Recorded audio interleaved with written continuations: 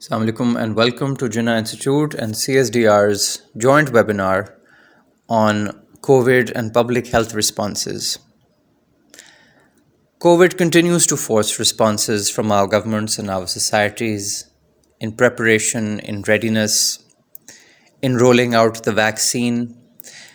And although the hope was that we may have seen a post-COVID scenario already, the truth is that we may have to stick with the disease for far longer, with far many more transformations than we were ready for.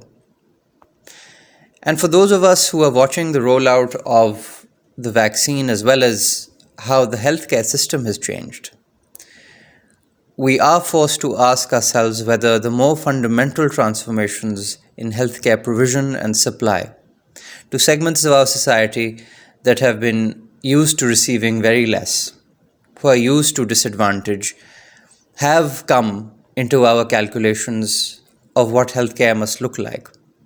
We have lurched from emergency to emergency in our various contexts in South Asia, Pakistan in particular. But through these emergencies, have we emerged in a place where we are finally able to provide for our disadvantaged groups? As the vaccine rolls out, that is a major question, which we are going to put to our distinguished panelists today who have joined us for this webinar. I thank each one for their time. We are honored to have with us Dr. Shirzad, Advisor to the Minister of Public Health in Afghanistan. We are also joined by Dr. Samia Altaf, who is a doctor and professor at LUMS, Pakistan, and Anjali Nayyar, Executive Vice President at the Global Health Strategies, India. I request each panelist to share the overview of the governmental response towards COVID in their country. I do understand that our contexts are very different, but all the same, the major learnings in your experience, the major challenges as you have seen them, as well as any opportunities you see emerging from this, we would be happy to hear them. Yeah, Assalamu alaikum wa rahmatullahi wa barakatuh. Very good afternoon to my honorable co-panelists, Anjali, Executive Vice President of Global Health Strategy, and Professor Dr. Samia Altaf, and all participants. And, for now, because of shortage of time, I wanted to talk some background, but directly I will come to your question about the vaccine. Vaccine still in Afghanistan, it is this challenge is challengeable word, because the main challenge of vaccine, it is implementation of the vaccine. Recently, we have a donation from India. It is like the vaccine politics. They given 500,000 dose vaccine, and also the China has promised, and from the COVAX also 3,000,000 dose of vaccine is promised. It will come, but the main challenge is the implementation of the vaccine. In the same challenge we have for the polio. Recently we have for the COVID as well. Recently a debate are there, the propaganda and the debate about this vaccine, it is spreading among the community because still the awareness, communication, and social mobilization, it is weak. If people feel fear in the first time and we cannot do the fair drive, it will be very difficult for the next time, because people will boycott. Right now, people are hesitant because of it don't, because the vaccine they don't have approval. You know, the AstraZeneca, they given separately approval for the different country. Right now in UK, the product they have the approval, but the Indian product they don't have approval. From last days. The vaccine is arrived to Afghanistan, but still it is in stock. It is not implemented. And the government should be cautious in this time because the COVID-19 vaccine may take, the COVID will take long time. And maybe this expectation, we don't know, it will take 1 year, 2 year, maybe 10 years. If the government cannot handle the program, the today's problem, it will continue for decade. The situation like we will try to give the vaccine and people will be not ready to take the vaccine and the world will eliminate the COVID and Afghanistan will be still like, Afghanistan and Pakistan is still in Nigeria. It is not polio free country, but India tried, they polio free. In the same situation will be for next time for the vaccine if we not take the right action and the time. If you are not able to manage in the right time, and this type of small mistake, it will become the classic condition, and it will be in the mind of the people. It for long period of time, it will for eradication. It will take time. The government authority should be think about this issue. The supply accept, they should supply the acceptable vaccine, acceptable for the people, acceptable for the academic community, and also the communication will be in the proper way with the community as well as capacity building. If they are not able to do it, and they will create the challenge for themselves. In the world, we right now we have the visible example. UK, France, US, most of people, there was different questionnaires. The people are not ready to they take the vaccine. And beside of that, we have the logistical challenges, reach problems, the capacity challenges, the human resource capacity challenges, institutional capacity. But hopefully, the general work is satisfactory because right now the all done and the World Bank, we have the opportunity. World Bank, they promised $110 million for the implementation of the program, and also the Asian Development Bank, they have the promise $50 million for the implementation of the program. And from COVAX, we have the promises, and hopefully, and our step will be in the same time with our neighbor and the general and the world community. Samia.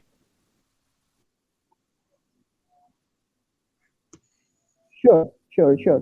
Thank you very much, Salman. And I quite agree with our co-panelist, Dr. Shirzad, that in Pakistan there are almost similar problems as in Afghanistan.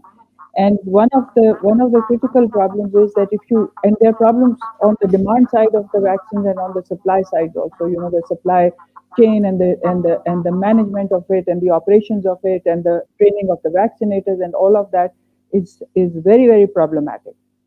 On the demand side, of course, unless the population and an individual, accepts the vaccine, it's not going to work. So, there has not been the groundwork done to decrease this issue of vaccine hesitancy, as Dr. Shirzad has said, that, Pakistan has been grappling with this issue almost for the past 10 years, that there's a huge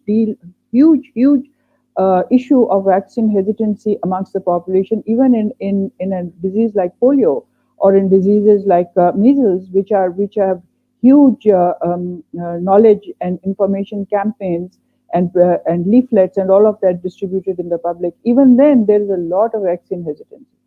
So I am just very concerned, and people like me are very concerned that the government doesn't seem to have done that homework or made an effort to bring about the information and knowledge to the people and to convince them that this is an important issue. We are getting reports now that even the frontline workers in Pakistani hospitals are refusing to take the vaccine because the vaccine that they have, and this is anecdotal information, I haven't been able to verify that some of them feel that this is still in clinical trials. It has not been approved maybe it is the Russian vaccine or the Chinese vaccine or whatever. And the other thing is that the vaccine procurement within Pakistan is also not completely regulated by the government. There are private sector organizations that are allowed to procure the vaccine. So there is a huge mix and mishmash of procurement procedures and distribution procedures, which are creating a whole lot of concern amongst all of us. And I think it is important for us to keep in mind that the response to COVID and to COVID mitigation is a whole package.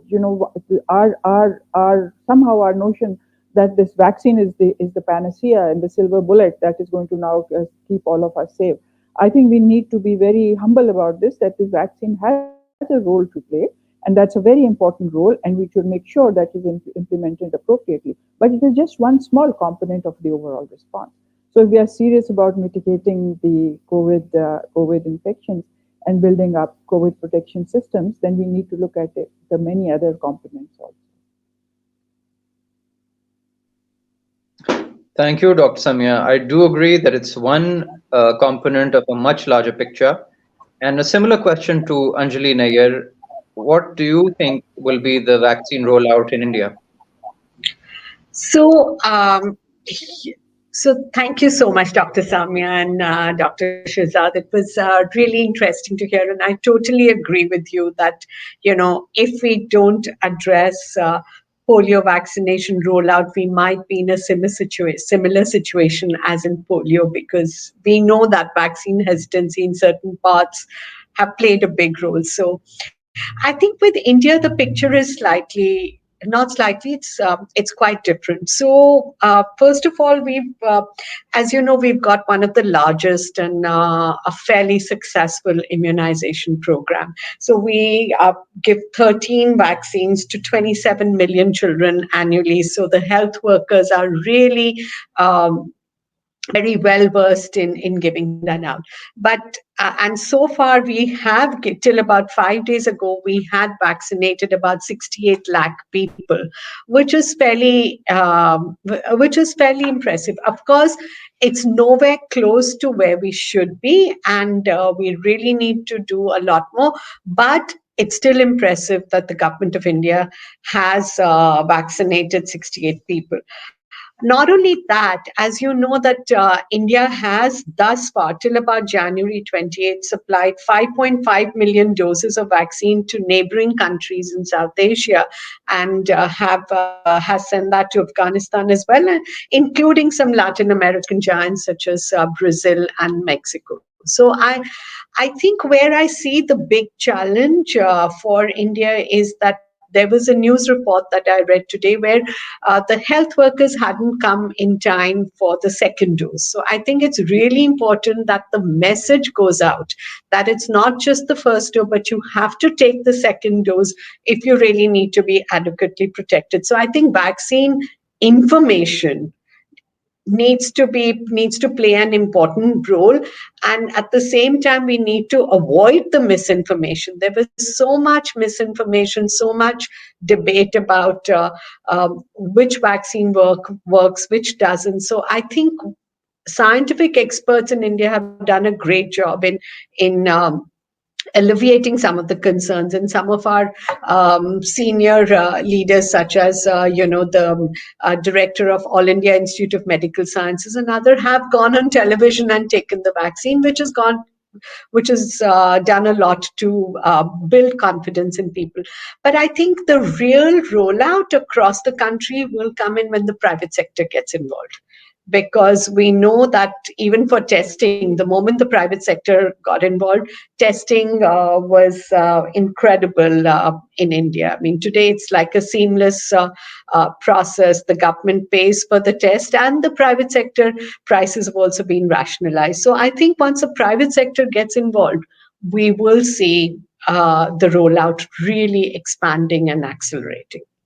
Have we been able to equip ourselves with more data as well as more intimate knowledge of our healthcare supply chains as a result of the COVID response? So if I can start with Dr. Samia there and over to Dr. Shirzad and then Anjali yourself.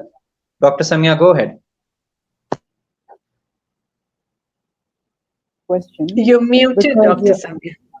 I'm muted. Okay. Am I No, now unmuted we now? can hear you. Now. Now we can Okay. hear you. So I think that's a very critical question, and one on which this component of the strategy is based. You know, Pakistan unfortunately has really very poor operational systems. We don't have, we don't have adequate data gathering and adequate data analysis skills and facilities. Of course, the government's websites give numbers and they say, well, this is how many are registered. So there is a data and some information system of sorts. That's not to say that there is nothing, there is zero. There is something of sorts on which the vaccine is being offered in some of the government centers. But I think that in Pakistan's situation, it is very poor, it is very sporadic, and not it is not shared, so that people like us who are outside and who are analysts and scientists who are looking at the data don't have enough information and timely information. So I think that even if we just look at the vaccination process and we look at that process and base each intervention within that on critical data, we are very deficient. And I don't see us fulfilling that deficiency very quickly, because these are kind of things that you can't do once you are rolling out. I guess we can, but I am very concerned and I'm very nervous about this, that this is basically we are just kind of what we say, doing the best we can. And there are already reports I'm hearing of the vaccine being left out and left,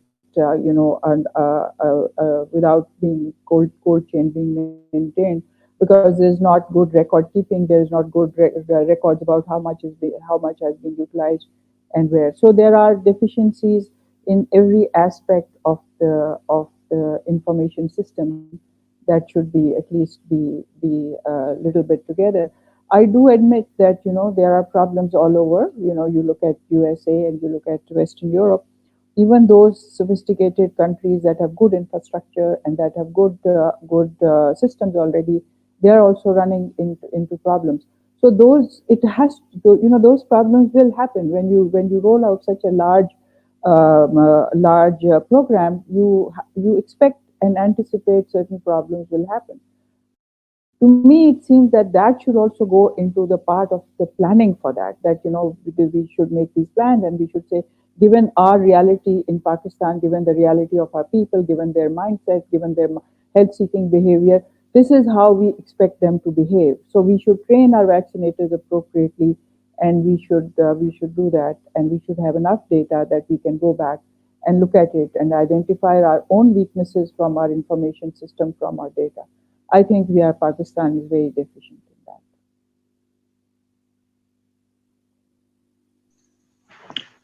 Dr. Shirzad, if you could come in on this. You had mentioned capacity a little while ago.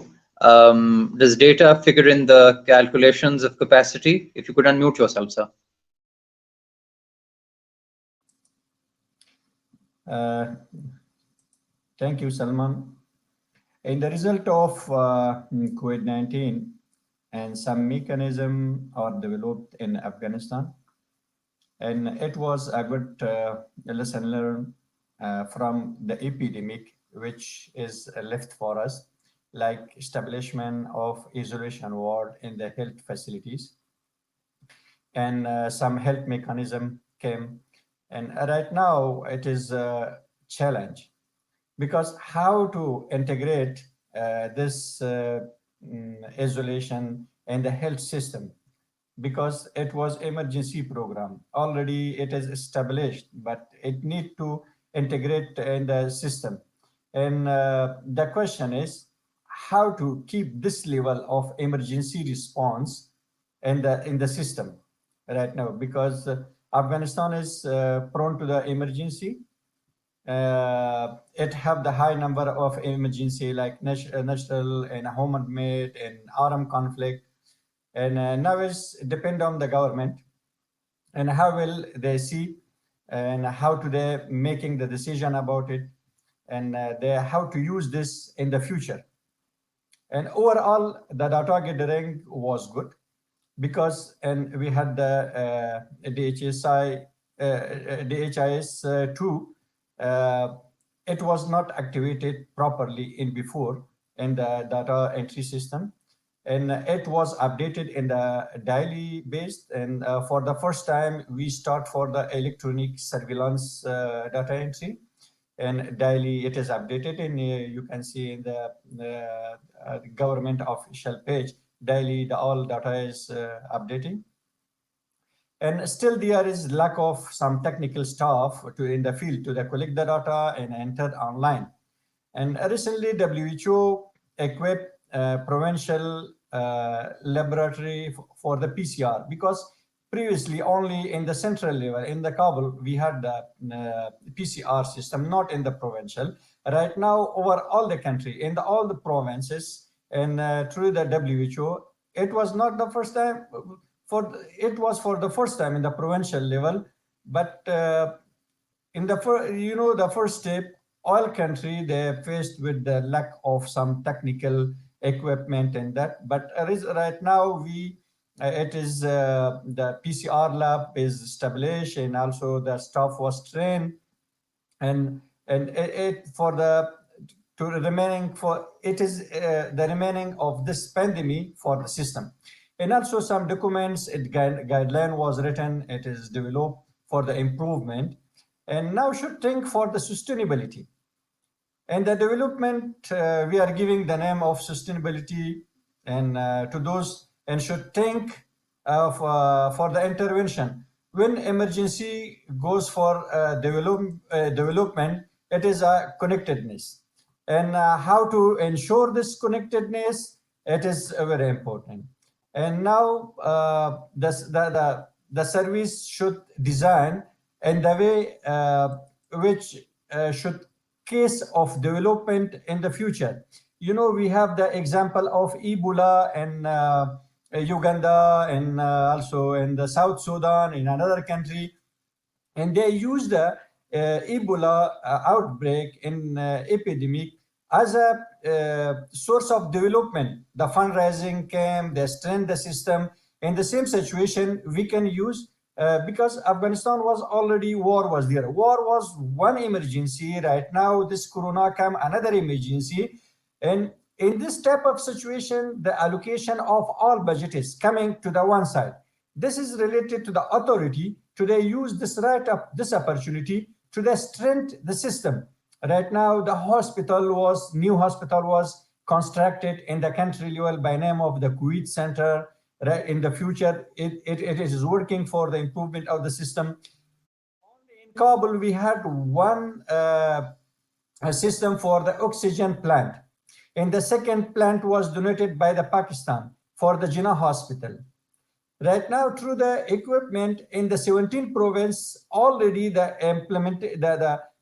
installation of oxygen plant is going on, and it is planned to the over all the country to fix the oxygen plant.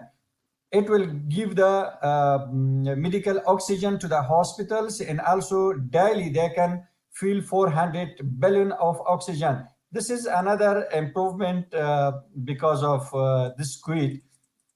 An improvement in the supply chain. Also, Afghanistan in the first time when the Kuwait came in the February, we don't have the system to purchase the government. And also the World Bank, they're giving around $100 million to start the supply.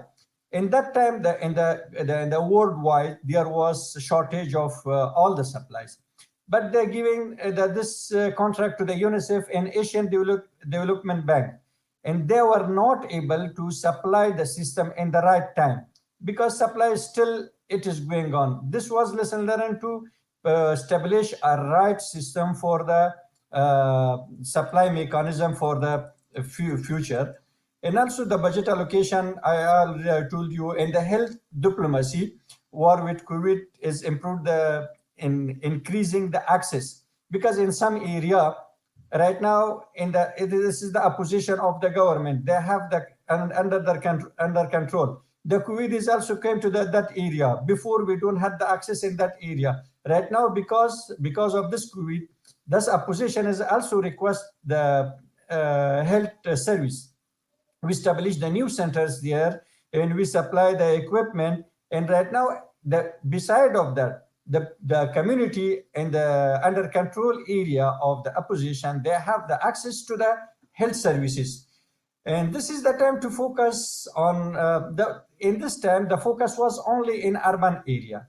But the lesson learned, it give us the idea to more focus on the focus should be in the rural area. This was all because of this COVID in supply chain, in improvement the system, and lesson learned from which we had. Anjali, Respond to your question. Um, they're just a couple of things. So, by no means my belittling the challenge of delivering COVID vaccine to everyone in the country. India is a very big country and we're a huge population. So while I spoke about the immunization program that has been put in place and it works seamlessly for children, and this is you have to give it to an adult population. So the whole population that you want to access to is different. Also, like I said, India is a big country and ultimately the delivery will be done at the state level. So, what the government is doing is putting some technological tools in place. So, for example, we have an electronic vaccine intelligence network, which is an application for logistics management of the vaccine supply chain under India's national immunization program. So, the government has developed a COVID app which gives you real time information on COVID-19 procurement, distribution, circulation, storage, and dose schedules. So, how soon this app will be used by everyone is the big challenge. Otherwise, there is a centralized portal where you get on a regular information what is being procured, what are the supply chain issues, what is it. So there is a fair amount of transparency that is there. We also, the other thing that we also have that we've set up with our immunization program is the adverse event following immunization network. So that committee is working very well. So when we did have a couple of adverse events following immunization, the committee quickly assessed it and reported back on what was the cause of that adverse event. In a couple of cases, I believe the person also died post vaccination. So it was very important to get that message out. So I think there is a lot to learn, and we have to learn as we are doing it, because giving the vaccine to such a vast number of adult population is a challenging task in under any circumstances, and COVID has made it even more challenging. But I think we do have our institutes and the government working to put together using technology to monitor as well as make sure that the supply chains are not disrupted, the storage is maintained, the vaccine temperature is maintained. The temperature for the two vaccines is, I think, between 2 degrees and 8 degrees centigrade. So that cold chain system exists. And so to that extent, we are a bit fortunate. we seem to be emergency prone in our countries, and the knee jerk response is fairly obvious in our contexts. But apart from the COVID response, have our fundamental health indicators shifted for the better? Can you hear me? Can you hear me now? Okay. So I was just saying that, yes, you are absolutely correct that, we in Pakistan, we have a tendency to lurch basically from one health crisis to another. So this COVID was actually a genuine crisis for the whole world. And so it was of course a crisis for Pakistan also. But in my experience, I feel that countries that do well deal with a crisis in a much more stronger position and do well in crises are those that have thought about having a stable system and a stable infrastructure to deal with the ongoing problems. They have management systems, they have human resources, they have some plan that takes care of the endemic diseases also when they are not crisis prone. Unfortunately, like I said, Pakistan is not one of those countries. So we just kind of muddled through to the best of our ability. We lucked out a little bit because, for various reasons, which we can go to in another forum, Pakistan did not suffer too badly under the COVID epidemic. But we did not. And of course, however well we did, this was still a crisis where a lot of infrastructure and resources had to be diverted towards dealing with COVID. And of course, the regular services and the regular systems suffered. And I don't think that we have had the space to look at that and to worry about that. One gets anecdotal evidence of people who did not go to hospital for many months. They did not renew their prescriptions. They stayed at home. They did not go in for their chemotherapy. So to me, it seems from that kind of information from various hospitals that we did not at the same time think of keeping our infrastructure to that level where we could continue to operate and provide routine sickness services. We have, to give you an example, when the epidemic first came to light last March last year. At that time, Punjab government had almost vacancies that were waiting to be filled in the health sector. That was almost from 40 to 50% of vacancies still needed to be filled.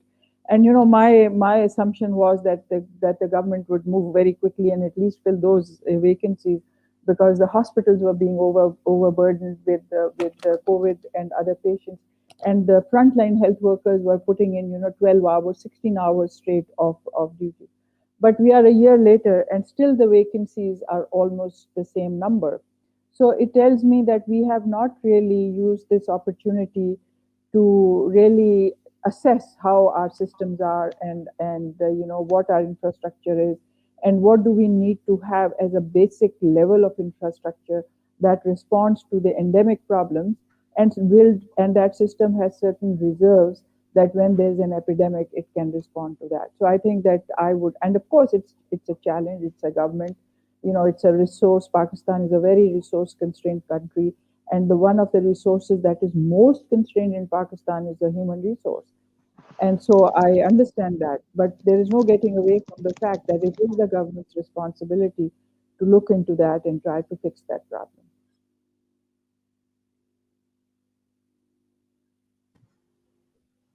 Yeah. Should I go ahead, Salman?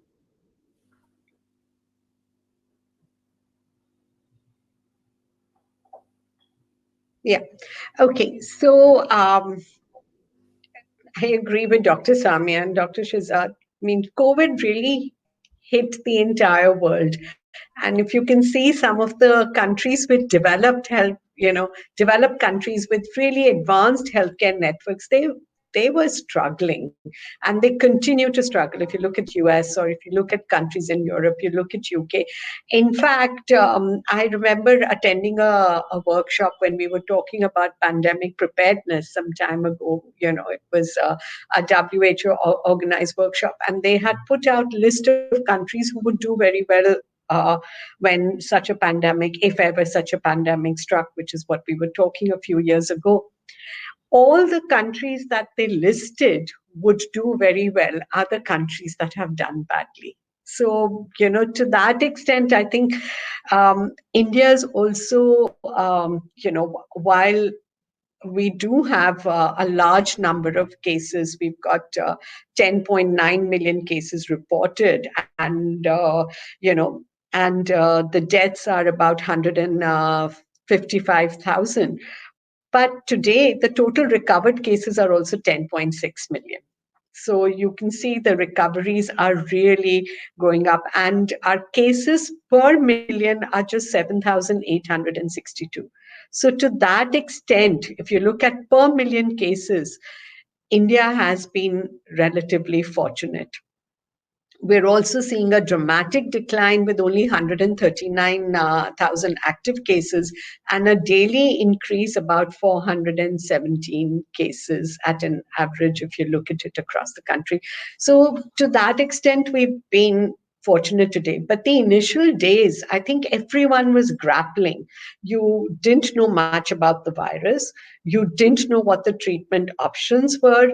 People were falling sick, and some of them were really sick, and so they were going to the hospital. There were very few beds, and infrastructure, like in some of the other countries in South Asia, not Sri Lanka though, India does not have, it's done much better over the last few years, but our healthcare infrastructure still needs a lot of investment. So we were struggling. But despite that, I think things are much better now. Today, you one of the good things were that papers were coming out almost immediately. As people were treating, they were publishing papers. So doctors were reacting pretty much very soon. But yes, there were challenges. I know of a lot of families that couldn't get beds. I know of a lot of families whose near and dear ones died of other diseases because they couldn't get access to medical services. I know my own father, he's a heart patient, and progressively that did get worse because in the initial days he couldn't get access to a doctor because everyone was struggling.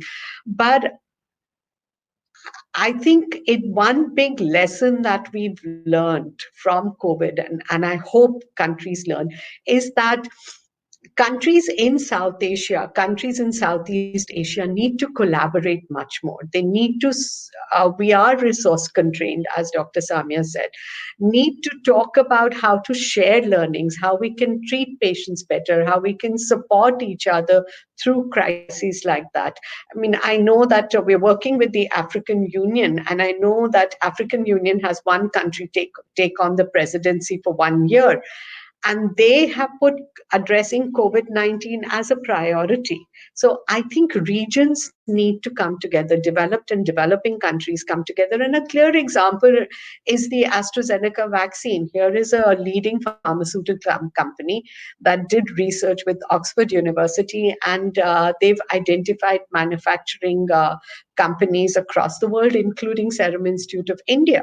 So I think these are the kind of partnerships that we really need to learn. There are learnings internally also. We keep talking about pandemic preparedness, but to have a very clear, practical pandemic preparedness plan that we can put into shape as soon as something like this happens, like we've got with the Disaster Management Authority. So I think those are some of the things that I hope we've learned, and I hope we will do much better. And I hope we never see anything, but we strengthen our infrastructure. I know the health budget has set aside 35,000 crores for COVID. It may not be enough, but will certainly go a long way. But the clear learning is we have to invest in our health systems. We have to invest in health infrastructure, which includes human resources.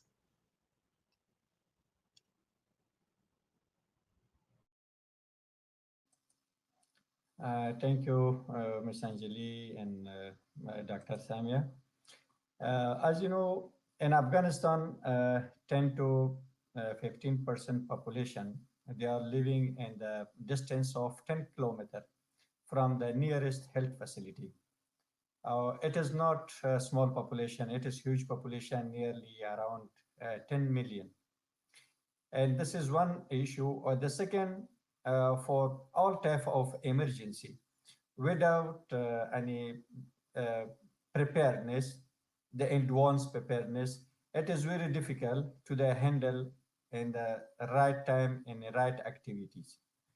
And for that, the system, because if the pandemic and epidemic is coming like this, emergency, it is affecting the system. And because of this, in Afghanistan, the most of this population in the 2 hours walking distance, it was very difficult to they have access to the health facility. In the beginning of this pandemic, primary care like health team, sub center, family health home. It is the basic package of health service in essential package service, essential package, hospital service. It is funded by Sehat Mandi project, which is funded by USAID. It was in the weak in the underserved area. It was affected because some doctors they got the virus and they were in isolation. Some doctors they left the jobs, and fear of people from the doctor and doctor from the patients. It was very bad situation in the beginning. Because of this situation, gap is came in the service. Uh, and also access became worse, and people they stopped the job and some went to the isolation. And you tried to do some things to establish the isolation wards in activity with the normal budget, because later the HRSP, the emergency budget for the health system, it came and they budgeted the NGOs, but the budgets came later, not in the right time. Uh, for that reason, the system, it was very big effect on the system, and in and also we lost a lot of our youths, a young population, because of we don't have the ventilators and the hospitals, and also not only ventilator is not working, but there the standard there is need for the standard ICU as standard, and the technical people today use this ventilators. And and luckily or unfortunately, in the beginning and that time, a lot of people affected. Those who are died, they died. Those who are affected right now, they are in the phase of immunity. And officially figures, they shows around 55,000 affected people and nearly 2,500 dead. But as you know, in the all worldwide is underreported. We have the example of California. 52 times there was underreported. In America, the figures which they had 10 times was underreported. Afghanistan was in the same scenario.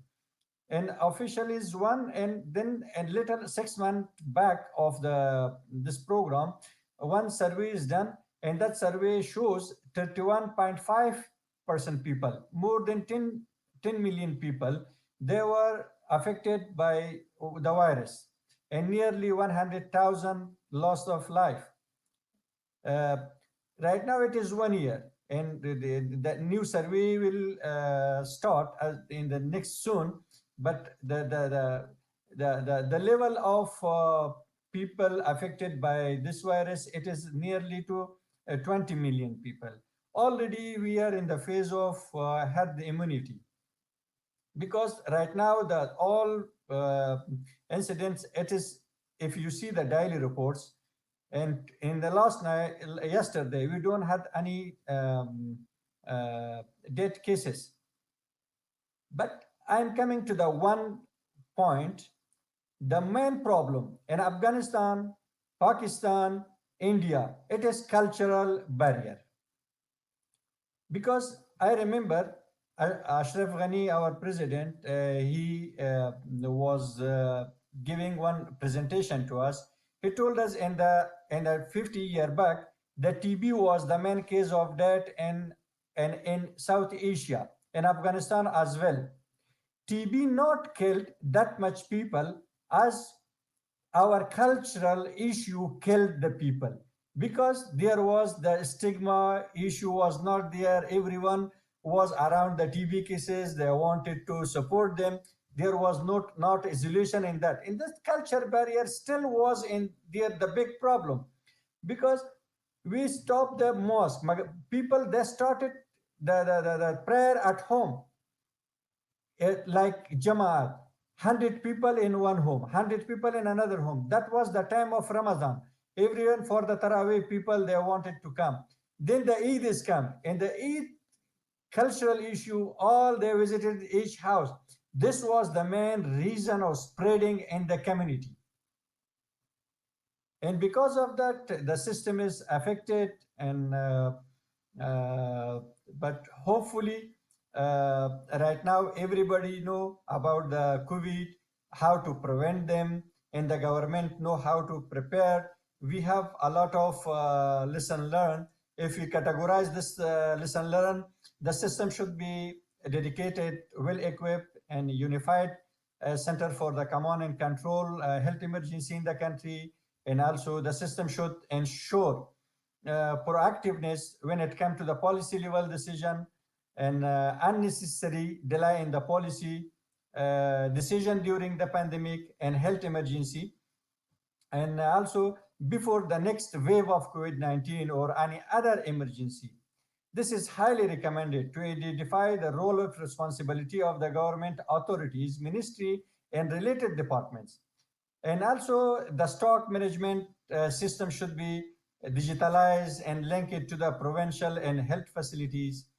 To ensure the transparency and accountability in the system should be applied business management tool at the central and provincial level. Also, intra-government and multi-sectoral collaboration mechanism should be placed well in advance. It is very important. And the last lesson learned, it is anti-corruption measure should be placed and ensure transparency and accountability during the fight against health emergency.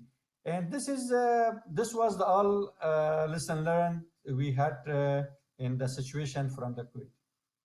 I do appreciate the suggestion that our countries need to cooperate on healthcare. Is this best done through multilateral organizations or platforms like SARC? What outcomes do you envision from such collaborations? We can start with Ms. Anjali and then Dr. Samia and Dr. Shirzad in that order.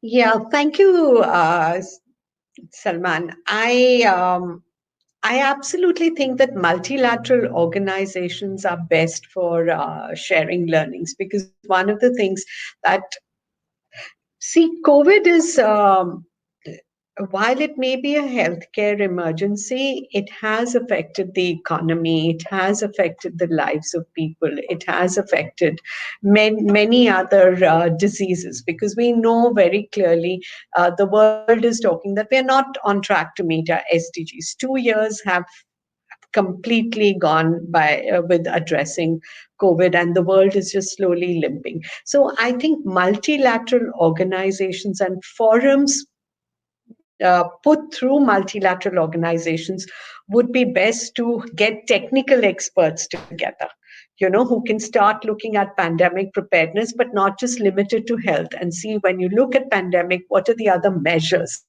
countries need to take. So some of that learning will also be very, very important. So I think that would be my point. And you could look at SARC. ASEAN is doing pretty well, but I would suggest that multilateral organizations are better placed in putting together these technical groups, and I think they're doing that. If you look at COVAX, if you look at WHO has several, but maybe it could be uh, an institution, multilateral or otherwise, that can set up a small technical expert group from countries in South Asia. I think we have a lot to learn from Sri Lanka, but it's worth considering. I don't know whether it'll happen, but I would suggest that limiting it to multilateral organizations and only getting the technical experts is probably a good way to start.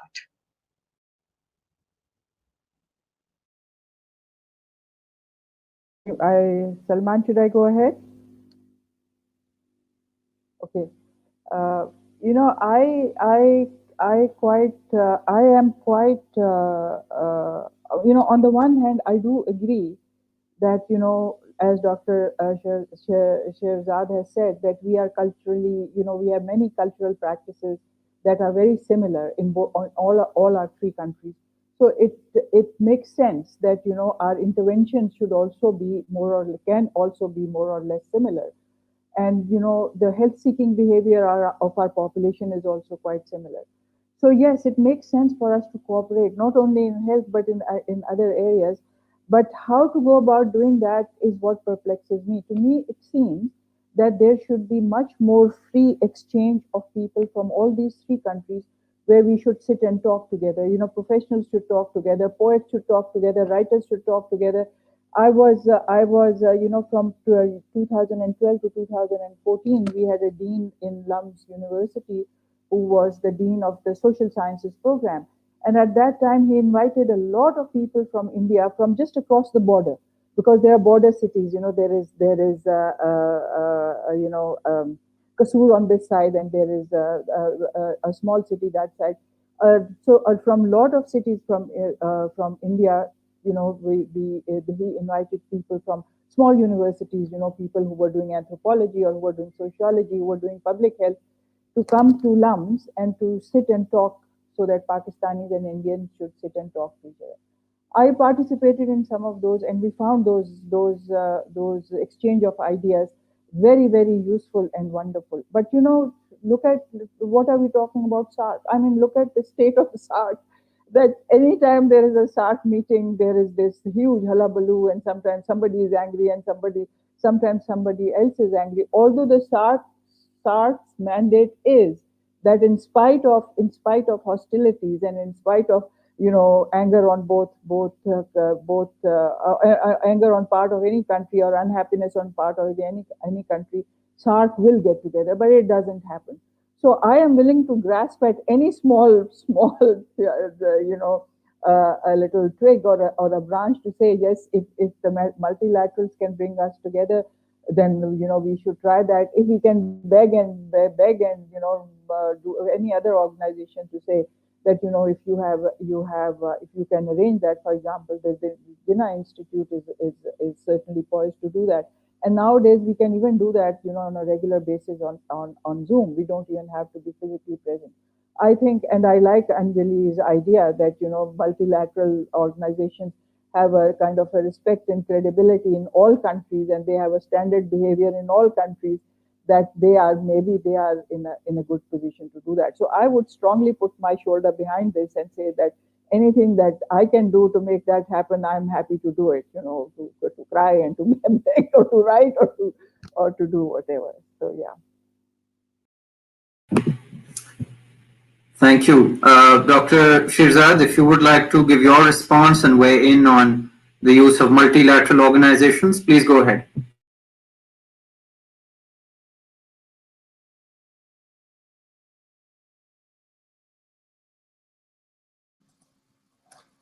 Okay, thank you, Salman. And our response, the response of government was good, satisfactory, but could not say the outstanding, because our focus was only in 4 areas. First, the risk communication and public awareness. The second was the case detection and case tracing and surveillance. Third was case management and isolation. And fifth was the infection prevention and control.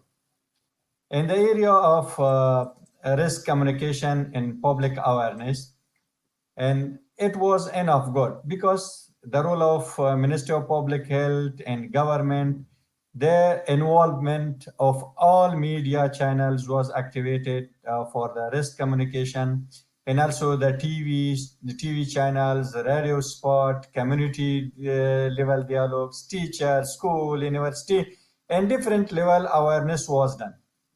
But the reaction of the expected behavior change of the community was not good, and it was based on out of health sector, because people was poor and wanted some help for the poverty, for the survival. They wanted to go out and do some activities, and for survival purpose, people they started the work, and for the food earning, and also the cultural burial, just I said before, and going to the mosque, and religious issue, and gathering, and this all was ongoing. And the main time when this epidemic came, this was the time of the presidential oath and the presidential ceremony. The conflict between two parties, and one Dr. Abdullah and Ashraf Ghani, they both of them wanted to announce their presidency, and the gathering in they don't care about the quarantine. And from one side epidemic, they started gathering, demonstration, and finally the gathering. This was the main reason to the infection is this went to the community. And also still the hand washing was not proper, because 60% of population, they don't have access to the soap and water at the time. We know it was the shortage and the general, but here was also the same. And this was the reason to the increase the morbidity, and also for the COVID. But the mobile company, they had the good role in this in general. Though the second, the case detection and case tracing and surveillance, the rapid response team deployed after budget generally, and the lab surveillance was weak. There was no proper pre-preparation for this type of emergency in Afghanistan. And Afghanistan was in the dark from the beginning till now. Expected level target of lab testing was not done, and we had some very limited number. Then the Ministry of Public Health announced to the whole country, if you have the sign and symptom, you isolate yourself, don't need to you test. But the good report is coming from the testing, and we don't have that type of ability in that time. Contract tracing in the community was weak. We had only the passive surveillance system, not active. Only there was the record for the oncoming patient, not tracing of the patient. Lack of needed level of epidemiologic expert in the community surveillance team, increased armed conflict, and also war. It was the lack of technical staff, and for this activity was not according to the need. Huge influx of refugee from Pakistan and Iran in the beginning. Uh, it made worse the case in Afghanistan, and also the government was not able to manage the situation in the entry point. And because of this, rapidly the virus spread to the community, morbidity increased in around 31.5% in the first 6 months. And also it had role for that service delivery, but COVID response was not only it is not in the primary and secondary level. We had some budget from the Sehat Mendi and also from the HSRP. Only NGO was able to establish 900 isolation bed across the country. But this was in the primary level and also the secondary level. The main problem was the tertiary level, because tertiary level was not problem at all in Afghanistan. It was worldwide, and it was new experience, this type of big, huge emergency. Because of that, we lost a lot of life. And also the case management and isolation, the problem was there, which the government and community faced with. And 900 beds in isolation ward was more effective for the people. World Bank, HSRP, emergency response health preparedness team, they given to NGO. Within the short period of time, it was contract out and project giving to the implementer. The staff was higher, and the training of the staff was starting, and this center was activated. But still it is weak. The air transportation and logistic problem and capacity building is still there. In the beginning, WHO was responsible for the capacity building, for the proper case management. But still this program is going on. It is not according to the need. And also for the infection prevention, it was big problem, the real problem, because in the first, there was lack of PPE kits, and infection spread among the medical staff. And the first death because of COVID was the medical staff. And because of fear, the fear came to the staff, and some left the job, the gap is come. and also private sector were in the first not allowed to do because they don't have the isolation wards. And laterly, when it came under the control, then the private sector started the work. And antibacterial liquid, hand sanitizer, PPE, and all was there was also the problem of triage in the health facility, especially for the respiratory disease like TB, COPD. There was lack of capacity to they do it, and also for the infection prevention issue. Government military security response was also the big problem. There was no coordination. Election was there, and also from the in the Afghanistan, in the Pakistan, India, in other country, the prime minister and the president, they are responsible to the lead this committee. But unfortunately, in Afghanistan, the unprofessional person was hired to the lead this committee. Because of this unprofessional, the budget allocation to the province, budget allocation to the Ministry of Public Health, to the other sector, it was used without any proper result. And really, this was sad point. And availability of some mates, propaganda, and one Hakim, the herbal medicine person, he came, he said, I made the vaccine, the rush of people, and because there was not scientific knowledge and document to support this issue to the for that. But people they believe and they start, but finally the person they escape from the area. All the problem which I mentioned, it can assume how it mentioned, you can assume right now how much it was good and how much it was not good. Compared to the poor community, it was good. And if you compare, see the Afghanistan, and it was not bad.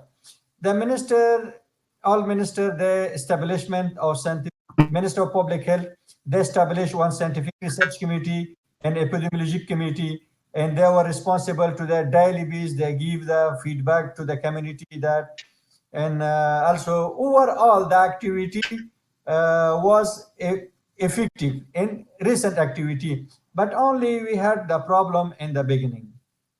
This was the our government response and the system response.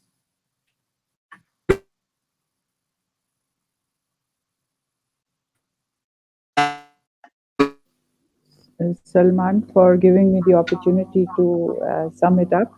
And I think this has been a very, very useful discussion. And I thank my co-panelists, Dr. Shiraz, for giving such wonderful, detailed analysis of the problems and challenges in Afghanistan, and of course, Anjali, about what's happening in India. In from my perspective, as a public health physician with many years of managing large programs, to me it seems that the government of Pakistan and the government of all countries, certainly the developing countries, need to get to that level where we feel that we need to take charge of what's happening in our country. I think that our reliance on CDC and WHO and international organizations sometimes works to our disadvantage. That we and of course WHO and CDC and all these organizations are very good organizations. They are trained to work in 190 or however number countries of the world, and they give guidance and they give direction. It's not their job to design actually implementation strategies. That's the role of the government. That's the role of the national government, that they should do that. And I think that is where we have been remiss, certainly in Pakistan, that the government does not take that role, and it kind of assumes that we will just get this is what WHO is telling us and this is what CDC is telling us. I think that is very important. So what I say is that what to do is also important, but how to do it is also important, because we know our constraints and challenges, and we need to recognize that what is the diagnosis? Why are we not being able to do that? For example, why is it that in Afghanistan a person who was not skilled was in charge of this huge program? So why are we not being able to do what needs to be done? That, in my view, is the diagnostic. That's the diagnosis we need to make, that this is not happening because of this reason, and then to correct that reason. So having said that, I will again say that this has been very useful and a very good initiative by Jinnah Institute, and I hope that we, at least these colleagues, and we remain in touch. And if there's another opportunity, we would love to help Jinnah Institute, take forward this very good initiative. And I personally feel very honored to be part of this panel with Dr. Shirzad and with Anjali. She's gone. And thank you very much, Salman, for moderating this with such patience in spite of such difficulties. So thank you.